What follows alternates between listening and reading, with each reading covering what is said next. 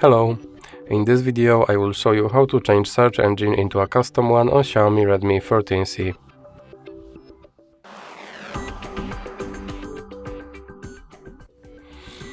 So you have to start with opening your internet browser, then click on search bar and you have to go to your custom search engine website, and for this example I will use yep.com.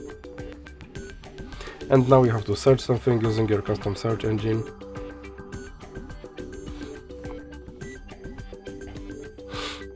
And now you have to click here, then go to settings, now click on search engine, and here in recently visited you should have now yep.com option, so you can select that and then click back.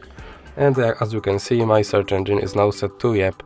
So that's it for this video. If you liked it, please remember to leave like and subscribe.